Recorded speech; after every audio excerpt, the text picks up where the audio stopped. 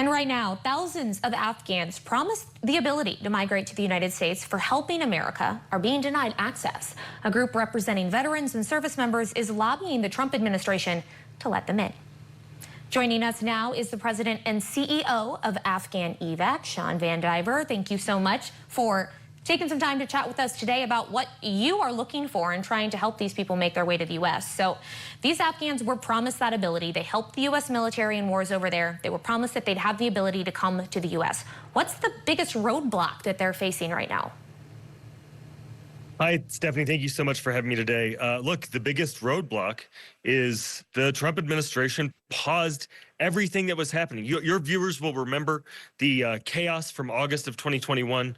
Our organization and so many others worked with the Biden administration to build out Enduring Welcome, which was an end-to-end plan, action plan to keep our promises to our wartime allies, the first time in our history that we ever did it in the way that we intended to do it, or that we promised to do it. At the end, at its peak, at the end of the Biden administration, we were seeing 5,000 Afghans a month on 28 flights a month, leaving Kabul, going to a third country, and then processing after extraordinary amounts of vetting.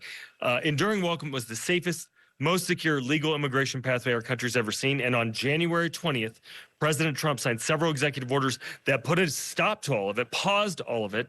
And we've been begging him ever since, him, Stephen Miller, Mike Waltz, et cetera, to restart it. Members of Congress have sent letters, veterans have sent letters, people have visited them, and we've been begging to please don't turn us into liars. Well, you mentioned the begging to the current administration. Last month, your organization sent a letter to some top cabinet officials asking for help. What specifically were you asking for, and did you get a response? So, look, we just want them to provide some clarity. The least that our allies and that our veterans who wore the cloth of our nation and our frontline civilians who wore an invisible American flag on their suit, serving our country, the least that those folks should be able to expect is a little bit of clarity about what comes next.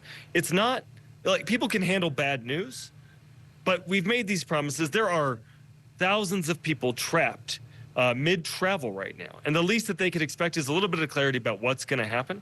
And I'll give you some examples of the types of people that are trapped. You've got 1,200 refugees trapped in a U.S. Facility in Qatar. They're just waiting there. There are refugees who were supposed to come here. Among those, 200 family of active duty U.S. military service members, about 30 unaccompanied children whose parents are here. You've got, sort of scoping out more broadly, you've got about 10,000 people stuck in Pakistan as refugees who just want what we promised them. And they were in the middle of it. Our government said, hey, go sell your house in Kabul, go do this, go do that. You're going to come into our care. We're going to finish your security processing, finish your visa processing, and we're going to take you onto your American dream.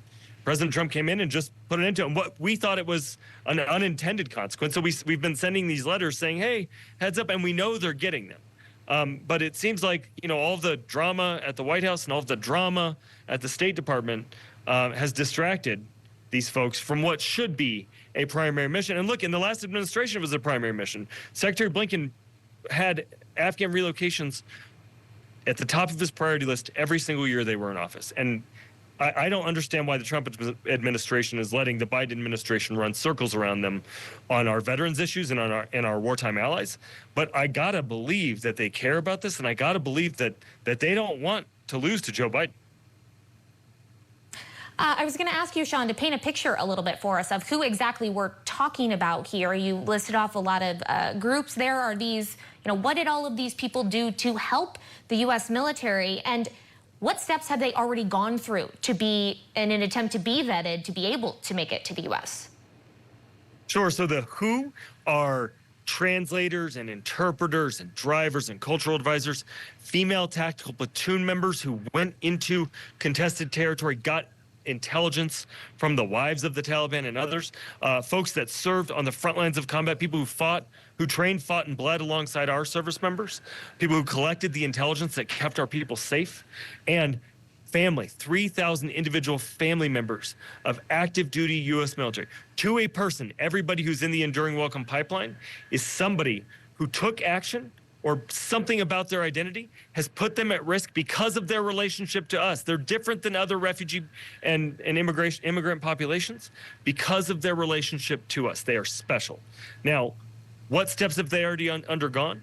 They've undergone a ton of vetting already. There are about 160,000 people who already have chief of mission approval, 31,000 principal applicants, and the balance are family members of those principal applicants and only immediate family members. And look, these folks have had their identity validated. They've had their employment validated.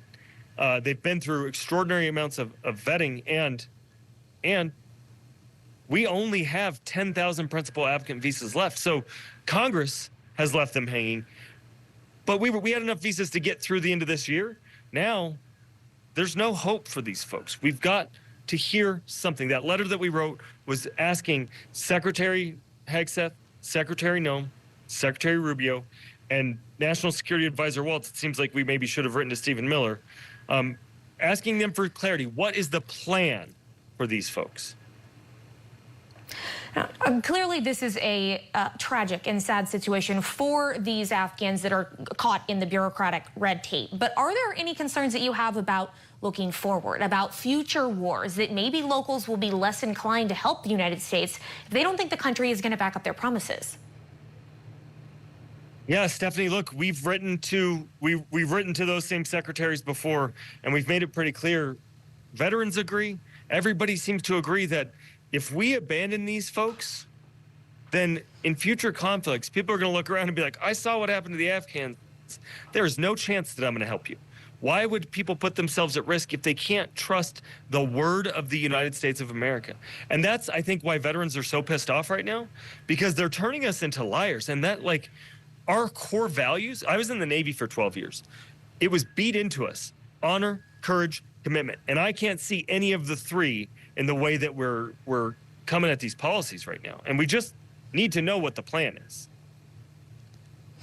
And ask for clarity certainly seems to be something that a number of people are asking for right now from the Trump administration on what exactly the path forward looks like on a number of issues. Shawn VanDiver, President and CEO of AfghanEvac, thank you so much for joining us today. Thank you, Stephanie. Have a great day.